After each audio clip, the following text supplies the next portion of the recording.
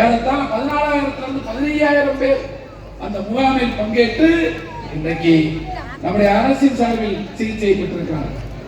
போய் ஒருத்தர் தன்னுடைய உடல் பரிசோதனை செய்யணும்னா பெரிய மருத்துவமனை, இங்க இருக்கக்கூடிய வேல் மருத்துவமனை, இங்க இருக்கக்கூடிய பெரிய மருத்துவமனைகள், ஏன் கோயம்புத்தூர்ல இருக்கக்கூடிய KMCH, KG, மதுரையில் இருக்கக்கூடிய மீனாட்சி மிஷன், வடமலையான், இந்த மருத்துவமனைகளுக்கெல்லாம் போய் உங்களுடைய மொத்த உடல் பரிசோதனை நீங்கள் செய்ய வேண்டும் என்று சொன்னால் 8,000 ரூபாயிலிருந்து 15,000 ரூபாய் வரைக்கும்.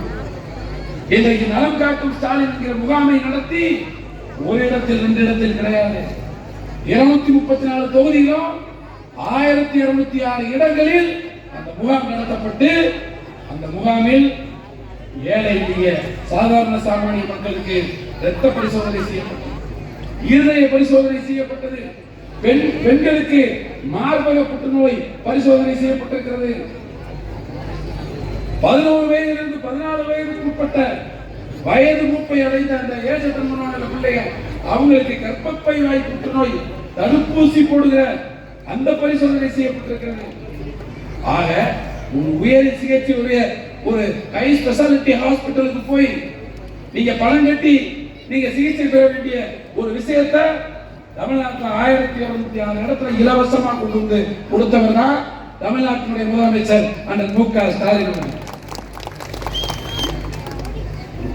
உங்களுடன் ஸ்டாலின் என்கிற முகாம் 10,000 இடங்களில் தமிழ்நாட்டிலே நடத்தப்பட்டு உங்களிடத்திலிருந்து மனுக்கள் பெறப்பட்டு இன்றைக்கு பார்த்தீங்கன்னா இதே நம்ம பழனி தொகுதியில், ஏன்னா நம்ம தொகுதியை தான் பேசணும், பழனி தொகுதியில் ஏறத்தாழ உங்களுடன் ஸ்டாலின் முகாம் நடத்தப்பட்டு அதில் பெறப்பட்ட மனுக்களில் இன்றைக்கு 86% மனுக்களுக்கு தீர்வு காணப்பட்டிருக்கிறது. மகளிர் உரிமை தொகைக்கு விண்ணப்பித்தவர்களில் இன்றைக்கு 84% பேருக்கு அவர்கள் தேர்ந்தெடுக்கப்பட்டு அந்த தொகை இன்றைக்கு வழங்கப்பட்டிருக்கிறது. 16% பேர் விடுபட்டிருக்கிறார்கள். அவர்களுக்கு முதலமைச்சர் வாய்ப்பு கொடுத்திருக்கிறார். நீங்க யார்கிட்டையும் போய் நிற்க வேண்டிய அவசியம் இல்லை. நான் இந்த இடத்துல இந்த மேடையின் வாயிலாக சொல்லுகிறேன், இ-சேவை மையங்கள் இருக்கிறது, அந்த இ-சேவை மையங்களுக்கு போங்க.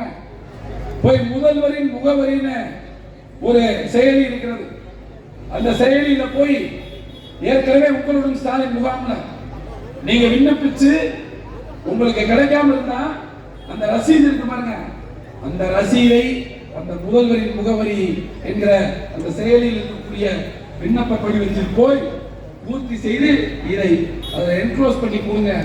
கண்டிப்பா முதலமைச்சர் சொல்லியிருக்கிறார், விரைவில் விடுபட்டவர்களுக்கும் மகளிர் உரிமை தொகையை கொடுப்போம் என்று இன்றைக்கு சொல்லியிருக்கிறார்.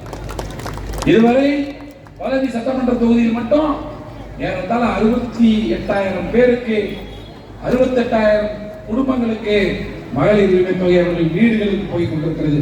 மாதம் 1000 ரூபாயை முதலமைச்சர் அவர்கள் இன்றைக்கு கொடுத்துக் கொண்டிருக்கிறார். அது மட்டுமல்ல, இதே பகுதி நகரத்தில் 20